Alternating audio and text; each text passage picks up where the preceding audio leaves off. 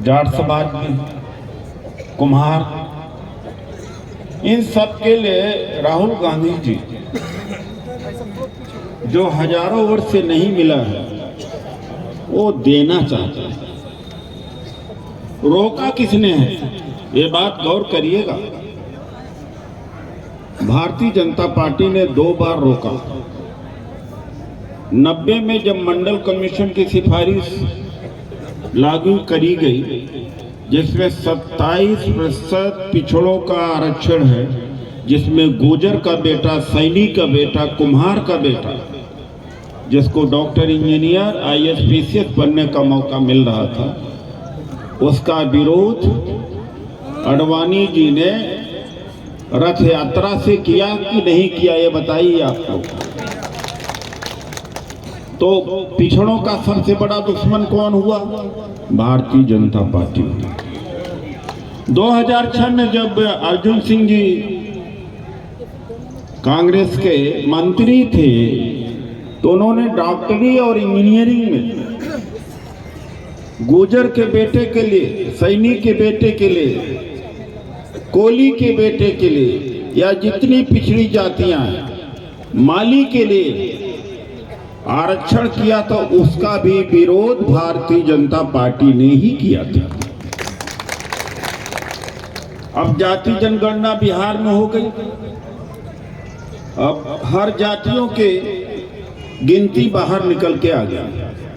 अब उसके हिसाब से हर जाति को अपना हक मिलना चाहिए कि नहीं मिलना चाहिए? उतना बाबू हो, उतना इंस्पेक्टर हो, उतना क्लर्क होना चाहिए, उतना प्रधान हो, उतना सरपंच हो, तभी तो देश बढ़ेगा। जब सबकी क्रय शक्ति होगी, जब सबकी माली हालत अच्छी होगी, तभी तो देश आगे बढ़ेगा। भारत की अर्थव्यवस्था का सब बड़ा करने का सबसे बड़ा फार्मूला यह है कि सभी समाज की शक्ति हो, खरीदने की, पहनने की, मकान बनाने की। भारत अपने आप बड़ी अर्थव्यवस्था हो जाएगा। तो ये राहुल जी कर रहे हैं, खड़गे जी कर रहे हैं। जब बिहार की जनगणना हो गई तो मोदी जी कहते हैं कि जाति कुछ नहीं होती, गरीबों की एक जाति होती है। पिछड़ों का वोट लिया, सवर्ण समाज में जन्म लिए, मुख्यमंत्री बनने के बाद में अपने आप को पिछड़ों के कोटे में शामिल किया। पूरे देश में रो रो करके कि मैं पिछड़ा हूँ, वोट ले लिया।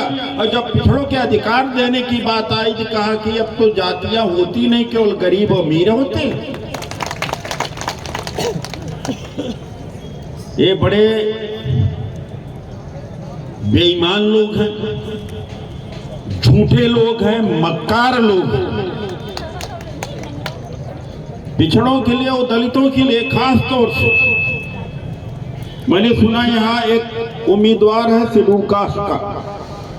आपके माध्यम से उस दलित उम्मीदवार, उस दलितों को मैं खबर पहुंचाना चाहता हूं कि अगर बाबा साहब डॉक्टर अम्बेडकर का संविधान चाहते हो जिंदा रहे, तो जाहिदा जी को जिताना जरूरी है। जाहिदा जी जब जीतेंगे, एक एमएलए से सरकार बनती है ना भाई, और एक राज्य की सरकार से केंद्र सरकार बनती है कि नहीं बनती है? दोबारा अगर मोदी जीत के आए तो समझ लीजिए कि बाबा साहब का संविधान खत्म। मोदी जी ने 80% तक तो सरकारी नौकरियां ले ही डूबे, खत्म कर चुके। जिसका फायदा हो रहा था पिछड़ों का, दलितों का हो रहा था। तो भैया मैं दलितों से खास तौर से कहूंगा, इनको वोट दो या ना दो, मुझे वोट दो या ना दो, अपने भविष्य के लिए तो वोट दे दो कांग्रेस को, अपनी औलाद को बचाने के लिए दे दो, अपने संविधान को बचाने के लिए वोट दो। बाड़े में मैं हमेशा लड़ता रहा हूं दलितों के लिए। अभी 5 नवंबर को भी संविधान बचाने की रैली रामलीला मैदान में किया। सुबह बात कर ली। और उनकी भी सुश्री मायावती से ज्यादा मेरे काम है। अरे मैं चलवा दूं। ये पढ़े लिखे लोग जानते हैं ज्यादातर। हाँ। और इस क्षेत्र में बीजेपी ने हराने के लिए एक चाल ऐसी चली है कि उनको उम्मीदवार नहीं मिल रहा था तो हरियाणा से उम्मीदवार उधार लेकर के यहाँ पर जाहिदा जी के सामने खड़ा किया।